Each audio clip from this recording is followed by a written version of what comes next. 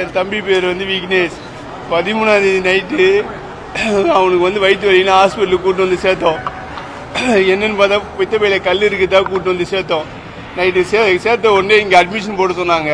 Admission போகிறதுக்கு Aadhaar card வேணும்னு கேட்டாங்க. ஆதார் கார்டு எடுத்துன்னு போயிட்டு அட்மிஷன் மேலே எடுத்துன்னு போய் போட்டோம். போட்டுட்டு ஒரு 5 நிமிஷம் எமர்ஜென்சி வார்டுக்கு எடுத்துகிட்டு போனாங்க. எமர்ஜென்சி வார்டில் படுத்தோ எதுவுமே பார்க்க வைக்கல. சும்மா வீல் சேரில் உட்கார வைக்கிற மாதிரியே கூட்டு போயிட்டு வீல் சேர்லேயே சும்மா குனிங்க ஏந்திரிங்கன்னு பார்த்துட்டு ஒன்றும் இல்லை போங்க அப்படின்ட்டு ஒரு ஊசியை ஒன்று போட்டுட்டு நார்மல் வார்டு கூட்டு போய் போட்டாங்க. மேலே எம்ஏஜி எம்ஜி அந்த ஏதோ ஒரு வார்டு குடும்பல் சம்பந்தமான வார்டில் எடுத்துகிட்டு போட்டாங்க.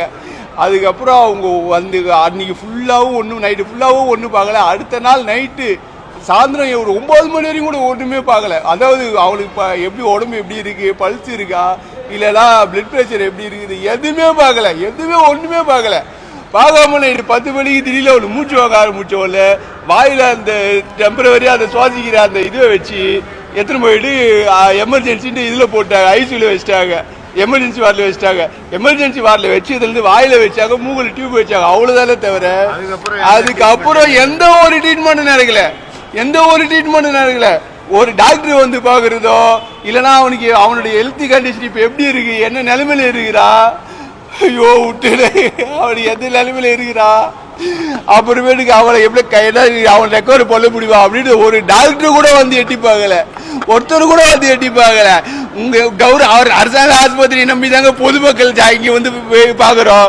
இது மாதிரி டாக்டருக்கு கூட நான் மட்டும் இவ்வளவு விஷயத்தை நீங்க டக்குன்னு பண்றீங்க. இப்போ ஒருத்தர் இறந்து கிடக்குறான்.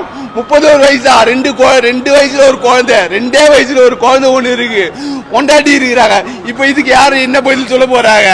கலைஞர் நூற்றாண்டு இதுன்னு பேரை வச்சுட்டு ட்ரீட்மெண்ட் ஒழுங்கா நடக்கலாம். நீங்க முதல்லயே இங்க அட்மிஷன் போடுறப்பவே டாக்டர் இல்ல அப்படின்னு சொல்லியிருந்தீங்கன்னா நாங்க எதுக்கு இங்க பார்க்க போறோம்? டாக்டர் இல்லன்னு தெரிஞ்சுதா, இல்ல வேற இடத்துக்கோ இல்ல வேற ஹாஸ்பிட்டலுக்கோ எங்க போய் பார்த்துருக்க போறோம்? அட்மிஷனை போட்டு கூட்டின்னு போயிட்டு எமர்ஜென்சி வார்டில் பார்த்துட்டு பாக்குற கூட படுக்க வச்சுட்டு இப்ப அடியாயமா இப்படி சாவச்சிட்டாங்களே. நீ காலைல வரைக்கும் கூட ஒரு டாக்டர் பாக்கலைங்க. 9 ஒருத்தர் கூட சும்மா